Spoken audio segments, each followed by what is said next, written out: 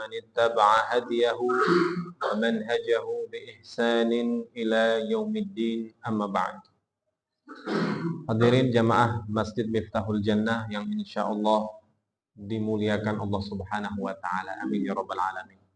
Wabil khusus segenap para pengurus DKM dan khususnya ketua DKM kita Ustadz Hidayat dan juga orang tua kita Bapak Haji Soleh, mudah-mudahan seluruhnya Allah Subhanahu wa taala senantiasa lindungi dalam perlindungan Allah Subhanahu wa taala. Amin ya rabbal alamin.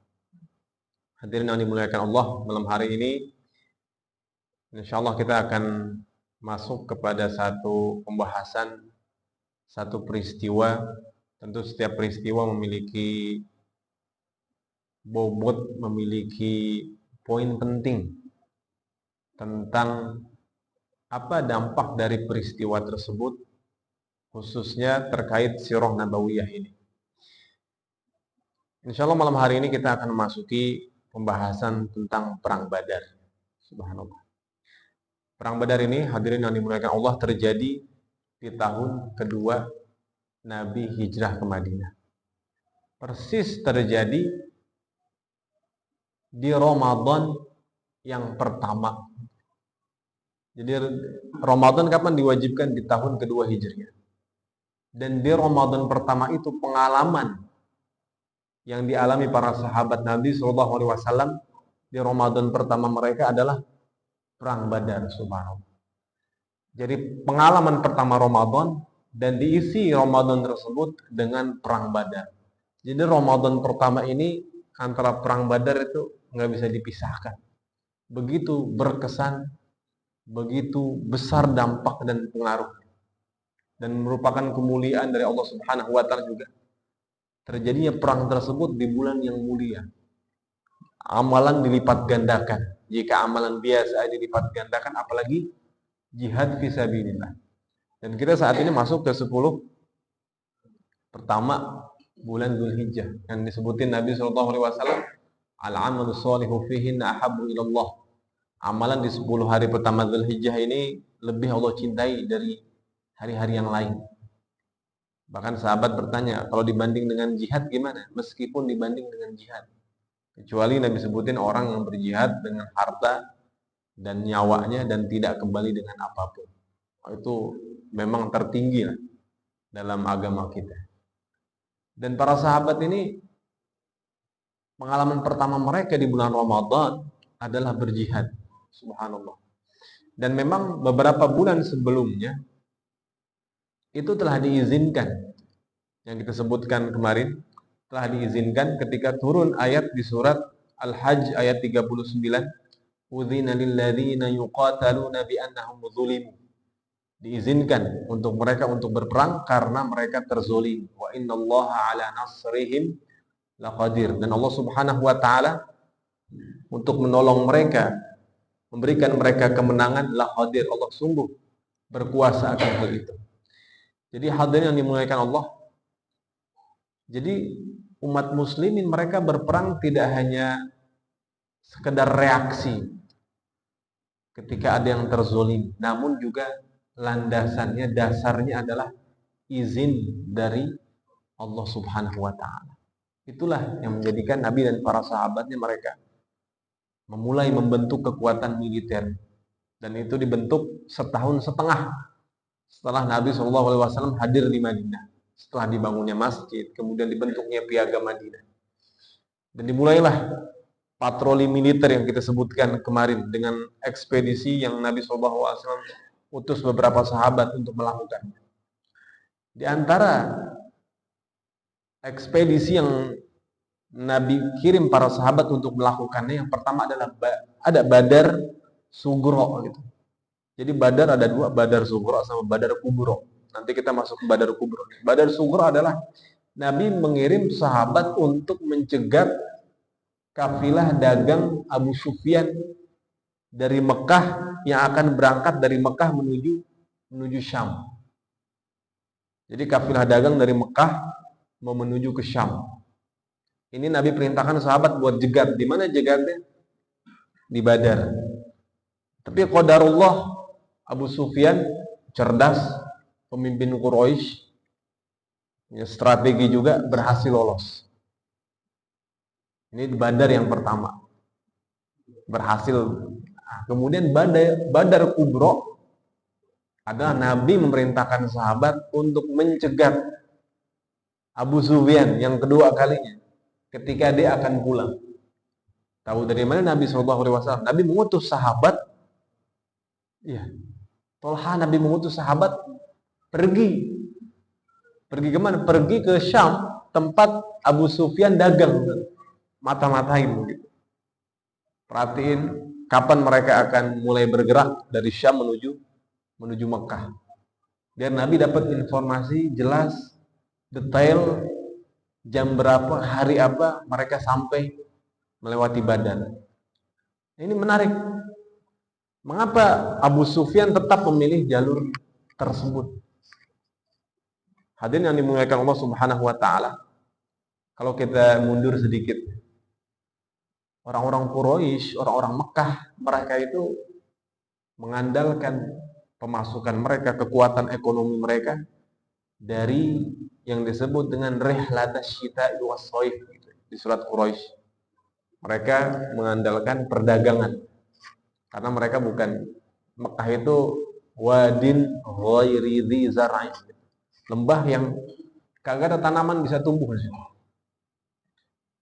Jadi mereka menggantungkan kehidupan mereka dengan berdagang. Bahkan Quraisy itu, sebagian ulama mengatakan Quraisy itu artinya dagang, suku yang memang pedagang. Dan kalau kita kenal tokoh-tokoh Quraisy yang kita sebutkan, itu semua pengusaha semua. Dari mulai Abu Jahal, Abu Lahab, Abu semua itu pengusaha semua. Jadi nggak ada tokoh Quraisy kecuali dia pengusaha. Bahkan Nabi SAW juga, Nabi juga pengusaha. Kayak begitu. Semuanya pengusaha. Sekarang nomor ya. Level-level ya. Kalau Abu Sufyan itu level konglomerat. Jadi yang kita nantikan di surat Quraisy itu falya'budu rabb hadzal bait. Maka sembahlah Tuhan pemilik rumah ini. Bait itu rumah. Kita bilang juga kemarin ikatan gitu kan. Kenapa? Karena Mekah lah yang mengikat jalur perdagangan antara kerajaan-kerajaan besar. Dan Mekah ini subhanallah, jadi yang memperkenalkan antar budaya, antar barang-barang yang bisa mereka manfaatkan, antara rempah-rempah yang ada di Syam, yang memperkenalkannya ke Yaman siapa? Yang ada di Persia, memperkenalkan barang-barang Persia ke Mesir siapa? Itu orang Quraisy. Bahkan ada yang menyebutkan yang memperkenalkan rempah-rempah Indonesia ke Eropa juga orang Quraisy juga, sampai segitu dahsyat luar biasa. Jadi mereka punya peran membentuk peradaban juga di situ. Dan itu mereka punya kontrak semua dengan negara-negara besar, dari mulai Persia, Romawi, kemudian di Yaman, dan seterusnya, punya kontrak-kontrak besar. Dan tokoh-tokoh Quraisy yang disebutkan tadi itu, Abu Sufyan, itu mereka transaksinya bukan sama pedagang lagi, sama raja-raja. Jadi luar biasa. Transaksi sama raja. Kita sebutkan kemarin kakek Nabi, Abdul Muthalib itu punya saudara-saudara, Abdul Manaf, Abdul Syams, itu mereka buat kontrak perlindungan gitu ya, agar kafilah dagang mereka itu terlindungi selama memasuki wilayah itu. Mereka buat kerjasama dengan raja-raja di wilayah-wilayah tersebut. Itu dahsyat luar biasa. Dan inilah dagang mereka di situ. Mereka menghubungkan jalur perdagangan yang luar biasa. Bahkan Nabi SAW dulu ketika kecil aja udah dibawa dagang begitu kan ke Basrah. Nanti kita sebutkan kemarin, ketemu dengan seorang seorang ahlul kitab begitu kan di sana. Itu jauh dari Mekah itu. Udah mau sebentar lagi masuk ke Gaza. Gaza kan pelabuhan di situ. Sampai ke Gaza orang-orang Quraisy dagang. Kemudian sampai ke Mesir. Bahkan yang menyebutkan sampai ke Bahrain. Itu kan dikit lagi India dan seterusnya. Jadi luar biasa. Dan jalur perdagangan mereka ini itu ada dua jalur utama, kita bilang dua jalur utama. Jalur utama pertama, jalur dari Mekah ke atas, dari rihlatas syita wa shaif, musim panas dan musim dingin. Itu jalur ke atas sama jalur ke bawah.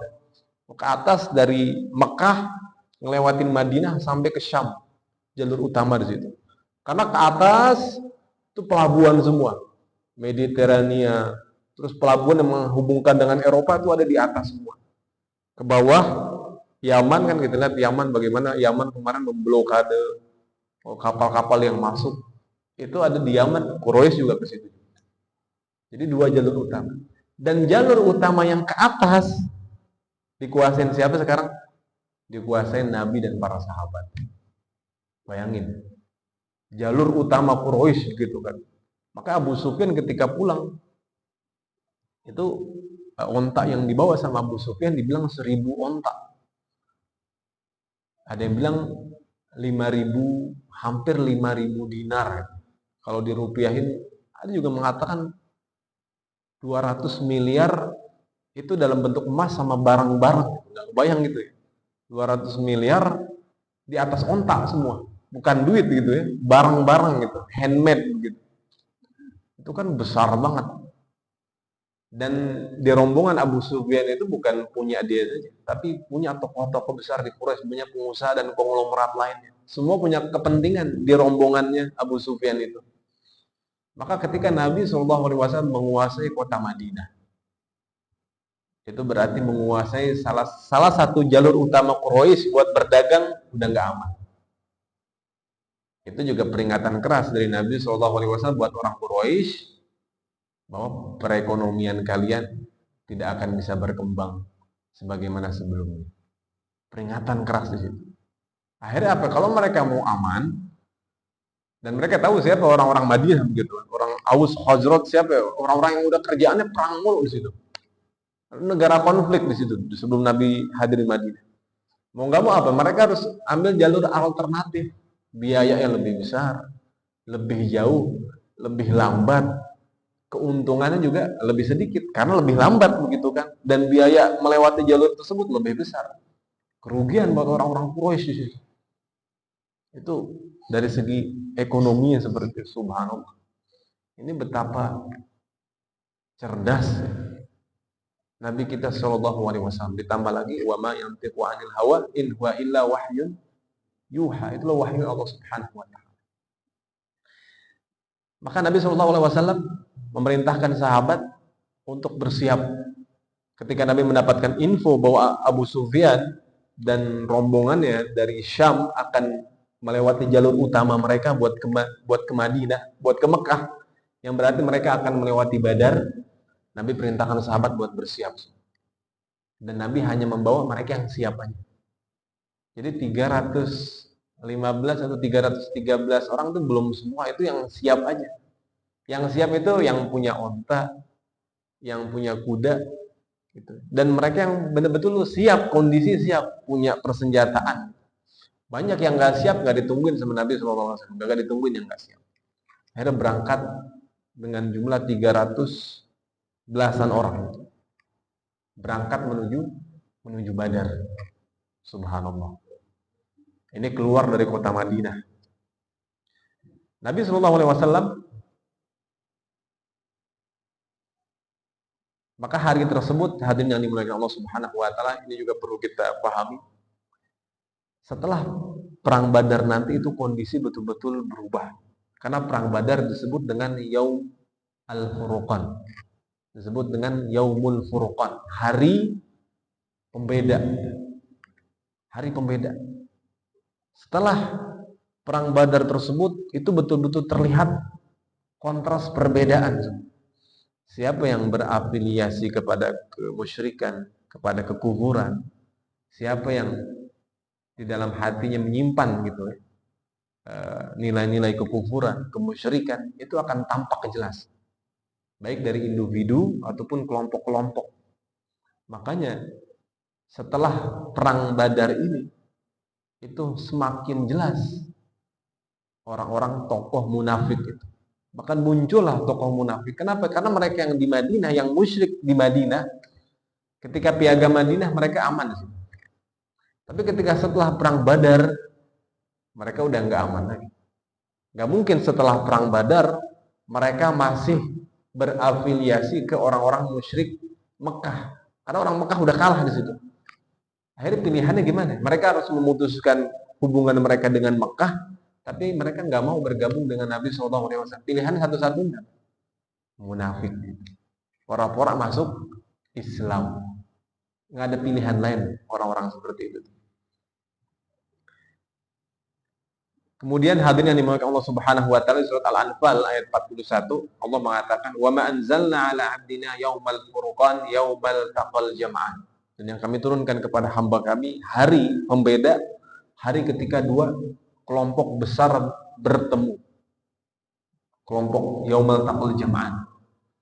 Yang pertama orang-orang beriman, orang-orang yang beriman ini yang baru, yang sudah kita katakan 15 tahun dibina oleh Nabi SAW dengan keimanan, dengan ketakwaan, dengan akhirat, dengan Al-Quran dibina, melawan orang-orang kafir Quraisy yang mereka udah bertahun-tahun sudah karatan oleh jahiliyah. Yaumal taqal jama'an. Subhanallah. Kita masuk hadirin yang dimuliakan Allah Subhanahu wa taala. Jadi disitulah Nabi merintahkan para sahabat buat berangkat. Yang terkumpul ketika Nabi perintahkan ini waktu berjalan terus kan. Nabi perintahkan siapa yang siap, akhirnya terkumpul 70 onta dan 2 kuda. Orangnya berapa? 300. Berarti apa? Berarti ada yang gantian, ada yang jalan, nanti dia naik, nanti dia jalan begitu. Karena jumlahnya terbatas begitu. Nabi nggak nungguin yang nggak siap, yang siap berangkat. Dan Nabi ngumumin sekali aja. Betul ini jadi yang dapat informasi, yang siap mereka yang berangkat. Ini betul-betul mereka yang berangkat orang-orang pilihan semua. Sampailah Nabi SAW. Jadi tujuan awal, kita harus paham nih, tujuan awal Nabi ke Badar adalah mencegat kafilahnya Abu Sufyan. Itu bukan perang, mencegat. Nabi ingin ngambil hasil dari Abu Sufyan. Karena apa? Karena banyak harta umat muslimin yang diambil sama orang-orang Mekah. Jadi Mekah sama Madinah ini memang kondisinya perang dari awal Nabi hijrah. Cuman kenapa baru mulai pas Badar atau setahun setengah baru mulai? Karena baru turun izinnya. Baru turun izin dari Allah Subhanahu wa taala. Tujuan Nabi ke Badar ini mencegat kafilah Nabi. Maka ketika Abu Sufyan sudah semakin dekat ke Madinah, ini juga cerdas Abu Sufyan. Sekali lagi dia berhasil lolos. Dia dapat informasi. Akhirnya dia nggak jadi lewat Madinah, nggak jadi lewat Badar, dia lewat jalur alternatif. Dia berhasil lolos. Tapi Abu Sufyan juga cerdas. Dia ngirim seseorang dari Bani Ghaffar buat pergi ke Madinah. Biar orang ini sampaikan ke Madinah kalau Abu Sufyan dagangannya dicegat dan dalam kondisi nggak aman. Biar orang-orang Mekah menyiapkan pasukan buat nge-backup. Sekiranya nanti dia dikejarkan atau tiba-tiba jalur dia diketahui gitu. Abu Sufyan ngirim orang. Dan orang tersebut sampai ke Mekah berteriak. Semua yang mendengar informasi kalau rombongan dagangan kafilah Abu Sufyan ini mau dicegat, mau dirampok, semua panik semua. Harta mereka di situ semua, ratusan miliar di situ. Karena ada kepentingan mereka semua. Akhirnya apa? Mereka nyiapin pasukan. Nah, mereka nyiapin pasukan tujuannya apa? Tujuannya perang atau bukan di situ? Belum, tujuannya belum perang. Tujuannya mengamankan barang dagangan mereka yang ada sama Abu Sufyan. Jadi bukan perang tujuan awal, mengamankan harta mereka. Nabi tujuan awal itu untuk mencegat dagangan Abu Sufyan, diambil dagangannya semua, orang-orangnya silahkan pulang semua. Tujuannya sih. Orang-orang Mekah yang keluar tujuannya mengamankan dagangan mereka. Jadi kagak ada rencana perang. Karena nggak ada rencana perang, 300 orang yang keluar bersama Nabi SAW ini juga perlengkapan mereka seadanya. Perlengkapan seadanya karena tujuannya bukan perang, gitu. Perlengkapan seadanya.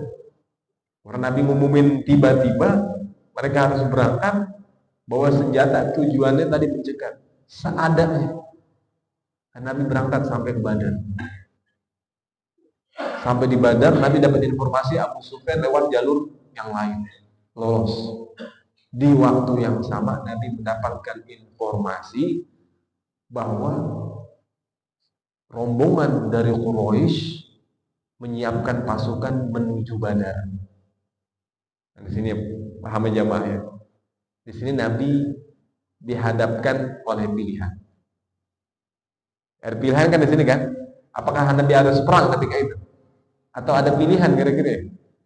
Ada pilihan kan? Apa aja pilihan kira-kira? Pertama, pulang begitu kan? Ada pasukan yang menuju ke Badar begitu kan dari Quraisy. Pilihan pertama pulang. Pilihan kedua ngulur waktu gitu kan, ngulur waktu gitu. Apa namanya? Menghindar dulu, ngulur waktu gitu. Pilihan ketiga tadi itu perang. Ini kan harus musyawarah di situ. Nabi sama para sahabat harus musyawarah. Setelah mereka tahu Abu Sufyan lolos, kemudian mereka tahu ada rombongan dari Quraisy menuju mereka. Ini mereka mau ngapain ini? Bukankah mereka udah tahu rombongan dagang mereka tuh udah lolos? Kok mereka masih mau menuju ke sini? Nah, jadi hadirin yang dimuliakan Allah Subhanahu wa taala di sini. Namanya syaitan dan Abu Jahal. Abu Jahal juga ketika mereka berangkat di perjalanan mereka dapat informasi kalau rombongan Abu Sufyan selamat. Ya kan? Jadi apa? Tujuan mereka udah selesai dong. Dagangan mereka udah selamat. Tapi apa yang terjadi? Abu Jahal manas-manasin semua tokoh-tokoh Quraisy. Ngapain kita pulang? Justru kita akan tetap menuju Badar. Kita akan pesta di sana selama 3 hari. Gitu kan? Ya bahasa mereka kita akan bermain musik, kita akan semua yang ada gitu. Kemaksiatan yang mereka lakukan selama 3 hari. Allah mengatakan di surat Al-Anfal, "Wala takunu kalladzina kharaju min diyarihim bataran wa ria'an nas." Janganlah kalian wahai orang-orang muslimin keluar dari rumah kalian untuk berperang dalam keadaan bataran, sombong, wa ria'an nas, dan pengen dilihat orang. Jadi orang-orang Quraisy ini tujuan mereka ke Badar tadi bermaksiat, sombong, ria, pengen biar dilihat mereka orang-orang hebat semua. Apakah semuanya setuju gitu kan? Ternyata nggak semuanya setuju. Ada orang-orang tokoh-tokoh yang masih lurus, pemikirannya masih nggak setuju mereka. Kita tujuan awal ke sini itu untuk mengamankan dagangan kita dan sekarang dagangan kita selamat, udah.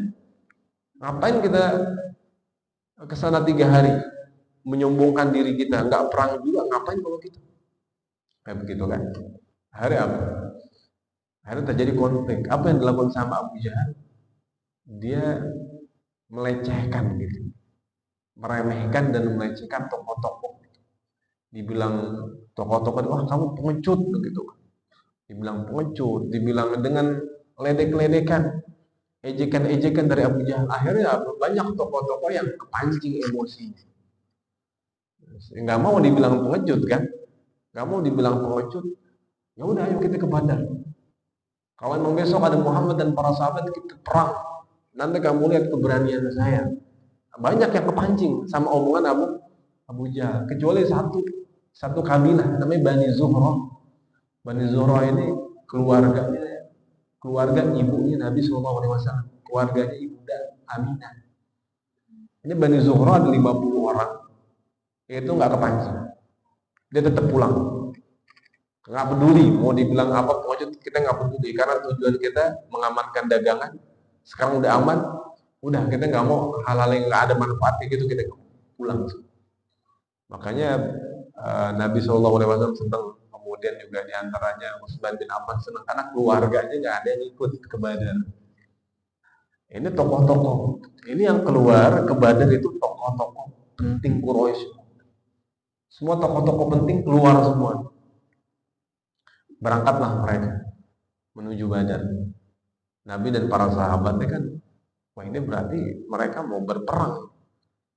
Ketika itulah Nabi SAW dan mengumpulkan para sahabat. Pertama Nabi mengumpulkan orang-orang muhajirin.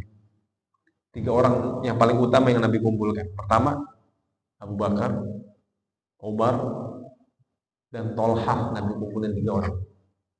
Nabi tanya semua. Bagaimana Nabi musyawarah dengan Abu Bakar, kemudian Nabi menyampaikan pandangannya.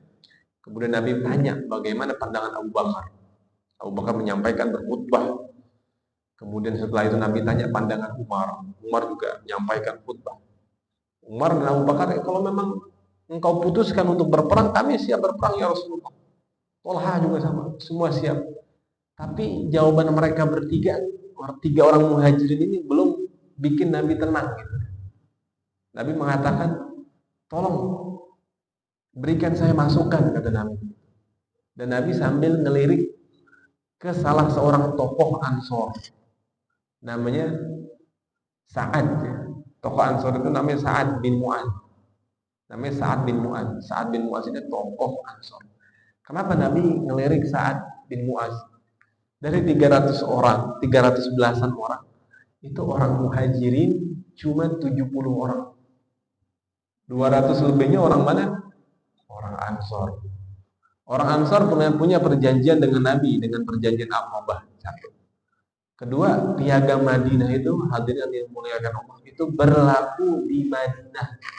Piagam Madinah itu berlaku di Madinah. Sekarang Nabi dan para sahabat di mana? Di Badar. Jadi orang-orang Ansor punya pilihan buat nggak ikut, punya pilihan buat nggak ikut, punya pilihan buat nggak ikut. Maka Nabi ngelirik Sa'ad bin Mu'adz. Sa'ad bin Mu'adz. Ini kenapa Nabi harus memastikan para sahabat ini semua solid semua nih. Hadirin. Karena tadi, jadi kan pilihannya pulang, ngulur waktu, atau perang. Karena yang dikorbankan oleh Nabi dan para sahabat ini adalah reputasi umat Islam. Reputasi Islam dan Nabi SAW. Kalau Nabi dan para sahabat pulang, sedangkan tahu ada orang-orang yang sedang menuju mereka, begitu. Apa katanya orang-orang musyrikin, orang Yahudi yang ada di Madinah? Bakal dibilang pengecut, begitu kan? Ngapain dari kemarin ekspedisi? Ngapain dari kemarin parade militer? Ngapain dari kemarin patroli militer? Giliran ketemu musuh nggak taunya kabur gitu. Kalau reputasinya hancur, itu dakwah bakal sulit bergerak. Kalau udah dihina, diremehkan, apalagi sama musuh. Orang Yahudi kan banyak mati di Madinah. Orang Yahudi banyak banget, jumlahnya banyak banget. Ribuan orang Yahudi di Madinah. Kalau sampai reputasi hancur, udah dakwah susah. Dakwah bakal semakin sempit ruang. Apalagi ada orang Yahudi, orang musyrikin. Di Madinah itu, hadirin, di sekitar Madinah itu banyak suku-suku Arab yang belum masuk Islam. Di Madinah sendiri ada orang-orang Yahudi. Di umat muslimin sendiri ada yang masih belum beriman, beberapa orang. Kalau reputasi di sini hancur, rusak reputasi Islam, apa jadinya nanti? Bisa diserang habis begitu kan, sama orang-orang Quraisy. Gimana nanti kalau orang Quraisy sekongkol dengan orang-orang Yahudi ke depannya? Habis dakwah selesai. Makanya pilihannya, atau misalkan ngulur waktu, sama juga. Ngulur waktu itu berarti sama juga, itu pengecut juga kayak begitu. Nanti apa ya omongan-omongan yang akan muncul dari bangsa Arab. Akhirnya Nabi putuskan untuk berperang, tapi Nabi masih menunggu jawaban dari tokoh Ansor tadi, namanya Sa'ad bin Mu'adz. Ketika itu Sa'ad bin Mu'adz melihat dia gitu ya, peka gitu dengan isyarat dan lirikan dari Nabi SAW.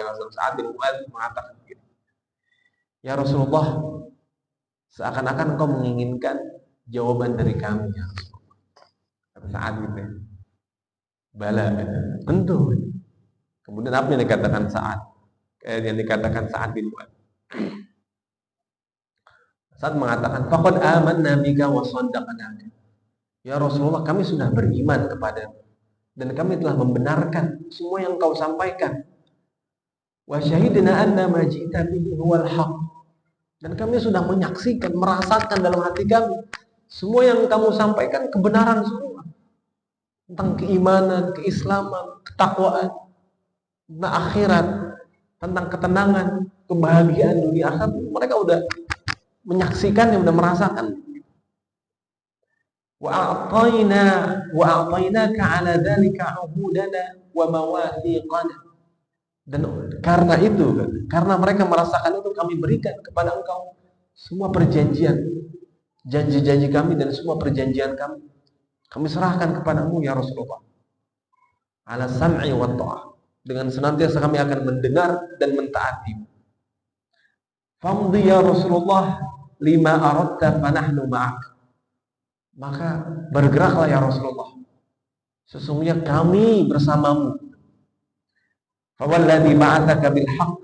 Demi yang mengutusmu dengan benar ya Rasulullah. Law ista'aradta bina hadzal bahr fakhadtahu lakhadnahu ma'ak.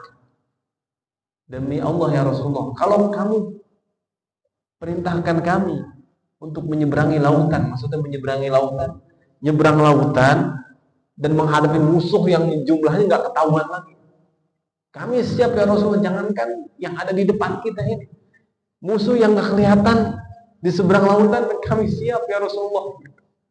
Yang dikatakan sama Mu'adz, ma takhallafna minna rajulan wahid, dan tidak ada seorang pun dari kami yang akan berpaling nanti.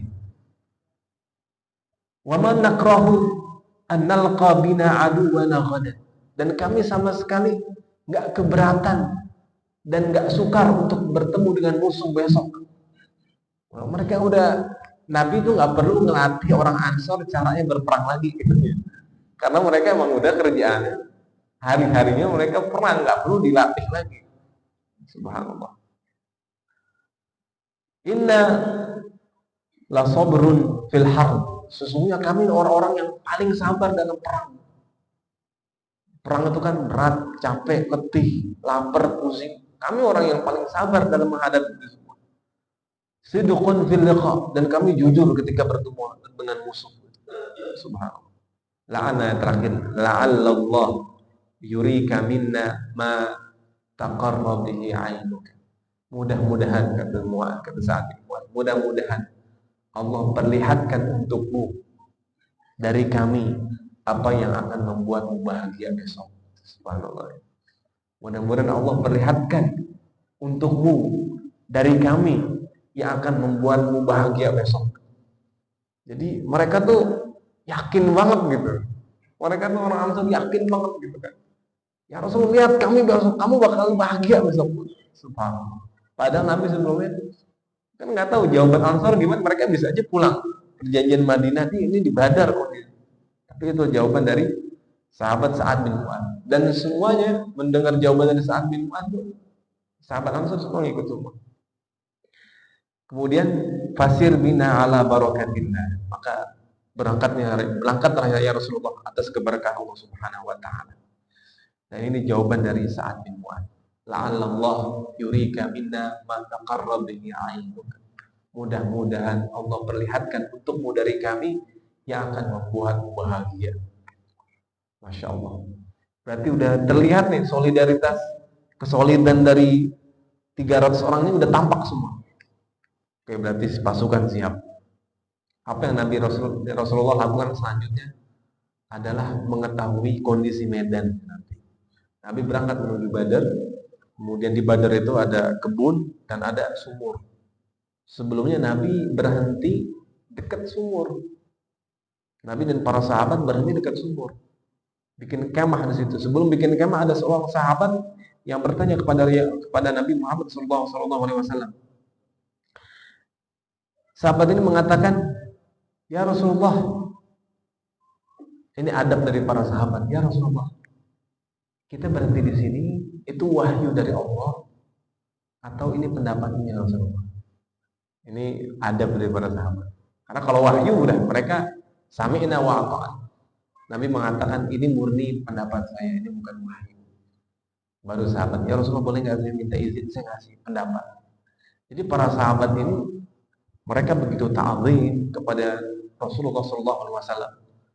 Maka disebutkan mereka nggak berani lama-lama itu bertatapan, apalagi bertatapan mata dengan Rasulullah, nggak berani mereka lama-lama.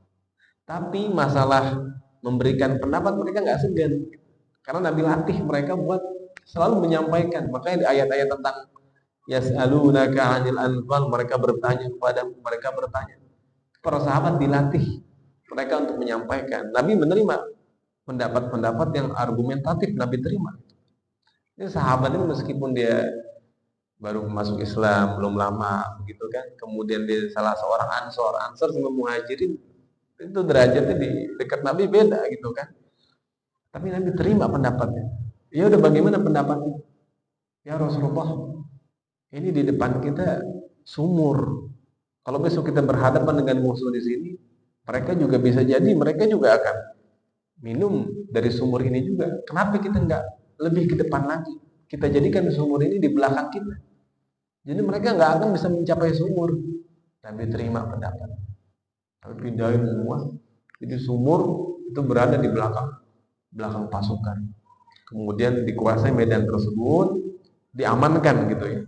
Jadi pasukan udah siap, kemudian kondisi medan juga udah siap.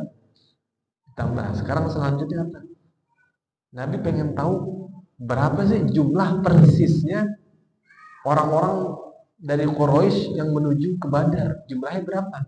Kan waktu itu belum tahu gitu ya. Kalau kita udah tahu 1.000. Nah, Nabi ketika itu tahu dari mana 1.000.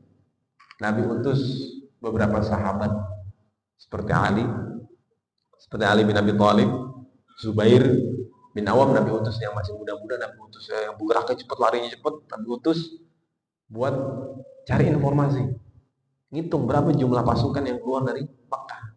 Termasuk disebutkan Nabi dan Abu Bakar juga nggak diem aja, Nabi juga bergerak cari tahu jumlahnya. Kemudian disebutkan Ali bin Abi Thalib ini berhasil, dan Zubair berhasil meringkus gitu ya salah seorang pelayan Quraisy. Gitu. Dan Nabi SAW ketika mencari informasi disebutkan Nabi bertemu dengan seorang tua yang buta, yang dia tuh dia tinggal di sekitar Badar situ. Nabi tanya kepada orang tua buta tersebut, wahai bapak tua, wahai bapak, tahukah bapak informasi tentang orang-orang yang keluar dari Mekah? Saya tahu katanya, tapi saya nggak mau kasih tahu sebelum kamu beritahu saya siapa kamu. Jadi orang tua berpengalaman. Nabi bilang, kamu kasih tahu, nanti kami akan memperkenalkan diri kamu. Orang Arab itu kayak gitu aja udah saling percaya gitu. Kalau kita kan nggak bisa gitu. Harus hitam di atas putih dulu, omongan aja udah. Mereka percaya gitu. Akhirnya apa Nabi orang tua itu sampaikan, saya tahu ada orang-orang yang keluar dari Mekah pada hari ini mereka berangkat, dan kalau betul maka mereka akan sampai di tempat ini hari ini. Hari gitu. Nabi mau tes, ini dia benar apa enggak nih prediksinya. Nabi tanya, terus bapak tahu nggak orang-orang yang keluar dari Madinah? Oh, saya tahu juga itu. Coba informasikan. Orang-orang yang dari Madinah itu mereka keluar dari Madinah hari ini, kemudian mereka bergerak. Kalau saya betul kata orang tua itu, kalau saya betul maka seharusnya mereka sudah ada di Badar hari sekarang gitu. Nabi itu, wah ini tepat ini. Akhirnya Nabi sampaikan. Berarti Nabi udah tahu kapan orang Quraisy kira-kira, bukan kira-kira lagi ya, persis ya, ini udah terkonfirmasi, orang-orang itu udah terkonfirmasi, hitungannya tepat tuh gitu kan. Dan udah dapat informasi kapan orang-orang Quraisy akan sampai di Badar. Nabi udah tahu. Harinya kapan udah tahu. Tinggal jumlah pasukan yang berapa. Alhamdulillah, Ali bin Abi Thalib sama Zubair berhasil menangkap salah satu pelayan. Diinterogasi dengan gayanya anak muda gitu. Gak berhasil. Dibawa ke Nabi Sallallahu Alaihi Wasallam. Nabi ajarin. Yaitu kan Nabi Sallallahu Alaihi Wasallam menginterogasi orang tersebut. tanpa kekerasan sama sekali. Nabi ajak bicara, Nabi ajak ngobrol, tanpa dia nggak sadar diajak ngobrol sama Nabi Shallallahu Alaihi Wasallam sampai Nabi tanya berapa onta yang disembelih setiap hari? Oh kira-kira 9 sampai 10 onta. Oh udah selesai. Dapat informasi jumlah pasukan. Karena kira-kira 9 sampai 10 onta, 9 satu onta itu buat kira-kira bisa buat 100 orang gitu, makan ya. Onta itu ya. Kalau sapi berapa kira-kira? Kalau tergantung ukurannya tadi. Yang paling gede kan sapi satu ton ya. 1 ton bisa berapa bungkus tuh? Itu kan ada ratusan ya. Sampai ratusan. 1 ton bisa ratusan ya onta. Berarti ya 10 berarti tepat gitu hitungannya begitu. 9 sampai 10 kurang lebih.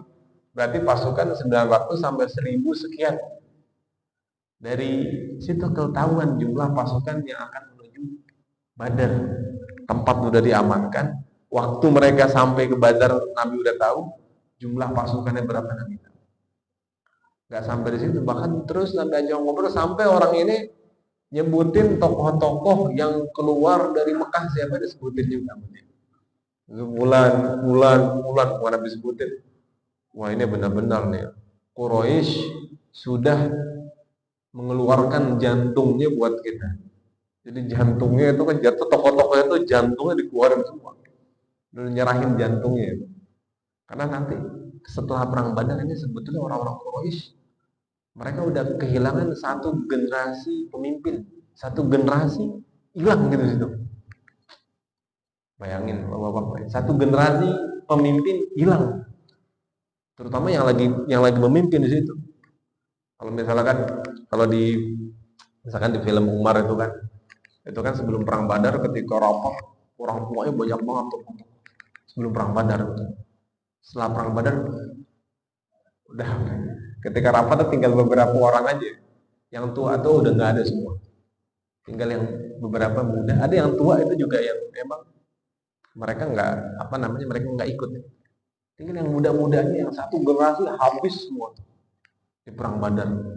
Dari tadi gara-gara kepancing sama Abu Jahal gitu. Pancing sama Abu Jahal sampai disebutin Umayyah Walid ibn Rabi'ah itu kan. Dia sampai melakukan mubarozah. Mubarozah itu duel sama anak muda, orang tua duel sama anak muda. Itu anaknya ada di situ. Anaknya ini bapaknya ngapain gitu kan. Mau duel lawannya juga sahabat-sahabat yang luar biasa yang maju Ali bin Abi Thalib, Hamzah gitu kan. Bapaknya dia berhadapan sama Hamzah. Anaknya yang muslim ya udah ada pasrah gitu anaknya. Jadi ini Nabi dapat informasi berapa jumlah pasukan seluruhnya dan Nabi bersiap untuk menghadapi pasukan yang akan menuju Badar itu. Kemudian hadirin yang dimuliakan Allah Subhanahu wa taala. Jadi inilah yang Nabi Shallallahu alaihi wasallam lakukan, bahkan nggak sampai di situ. Strategi perang, strategi nanti nyerangnya kayak gimana? Itu Nabi jelaskan semuanya. Kalau dulu kan kalau kita lihat sebelum orang-orang dulu perang ya udah berhadapan macam-macam begitu kan terus begitu. Ini muncul satu strategi baru yang nggak dikenal sama orang-orang Arab. Namanya berperang dalam barisan. Turun ayat surat As-Saff. Innallaha yuhibbul ladzina yuqatiluna fi sabilihi saffan. Ka'annahum bunyanun marsus. Allah mencintai orang-orang yang berjihad di jalan Allah dan mereka dalam keadaan berbaris. Jadi muncul itu strategi berperang dalam keadaan berbaris. Nanti kayak gimana? Sebelumnya orang-orang Arab mereka kayak orang tawurannya begitu ya, nyerbu aja udah enggak. Berbaris, nanti pasukan pemanah duluan. Nabi sebutin sesuai kekuatan itu ada lemparan di baris, kemudian pasukan pemanah duluan. Ini strateginya nih. Jadi semua Nabi rinciin dari A sampai Z sampai menang. Jadi Nabi buat rencana buat menang. asal diikutin betul, ini udah pasti menang. Dipastikan menang. Bahkan jadi 5 hal yang Nabi lakukan. Pertama, Nabi dalam menyiapkan pasukan pemanah Nabi siapkan. Kedua, tadi ya, berperang secara berbaris. Kemudian Nabi juga menyiapkan onta, kemudian agak dibuat tinggi sedikit. Jadi Nabi langsung megang komando di situ. Semua kelihatan. Semuanya kelihatan di situ. Dan yang megang komando Nabi, di dalam itu Nabi sama Abu Bakar berdua aja di situ. Di tempat komando tersebut. Kemudian di malam tersebut Nabi memotivasi para sahabat. Nabi motivasi semuanya. Bahkan disebutkan dalam ulama menyebutkan dalam riwayat disebutkan Nabi sampaikan ke para sahabat seakan-akan kata Nabi, saya lagi melihat ini kalian semua lagi berperang. Nabi ceritain, nanti kamu akan mengalahkan ini, kamu akan mengalahkan ini di sini. Semua dirinciin sama Nabi SAW. Dan yang mendengarnya udah. Nah, kalau Nabi yang ngomong dulu pasti betul. Mereka makin yakin, makin berani mendengar pemaparan dan motivasi dari Nabi SAW. Dan yang terakhir, ketika akan berhadapan dengan pasukan, Nabi berdoa. Subhanallah, itu doa yang luar biasa. Disebutin sampai Nabi bergetar itu ketika berdoa. Abu Bakar di samping Nabi itu luar biasa. Abu Bakar melihat Nabi berdoa sampai bergetar sampai sorbannya jatuh. Abu Bakar naikin lagi. Nabi berdoa terus.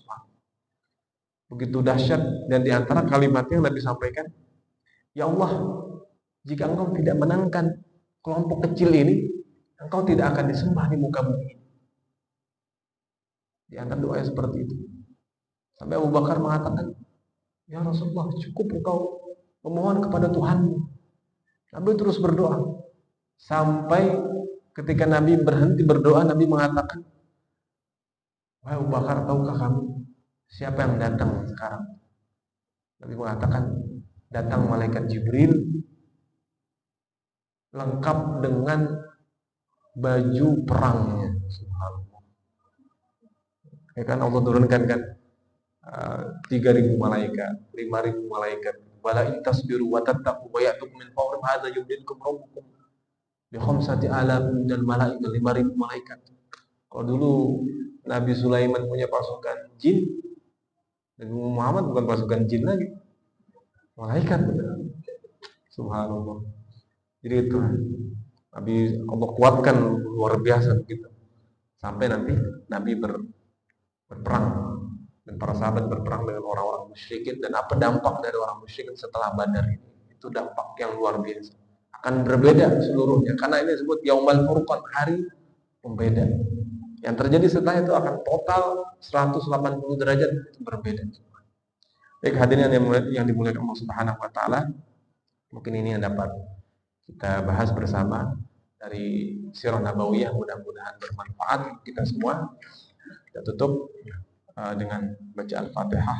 Doakan mudah-mudahan menjadi ilmu yang bermanfaat, menambah kecintaan kita, menambah keimanan kita kepada Nabi SAW dan dalam mengamalkan sunnah-sunnah. Ala hadhihi Al-Fatihah. A'udzu billahi minasyaitonir rajim. Bismillahirrahmanirrahim.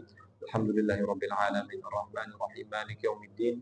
إياك نعبد وإياك نستعين اهدنا الصراط المستقيم صراط الذين أنعمت عليهم غير المغضوب عليهم ولا الضالين آمين واعف عنا يا كريم يا أرحم الراحمين ارحمنا اللهم بحق الفاتحة وبشفاعة الفاتحة وبكرامة الفاتحة يا فارج الهم يا كاشف الغم يا من لعبده يغفر ويرحم اللهم افتح لنا أبواب الخير واجعلنا من أهل الخير بفضلك دعواهم فيها سبحانك اللهم وتحيتهم فيها سلام وآخر دعواهم أن الحمد لله رب العالمين. Subhanakallahumma wa bihamdika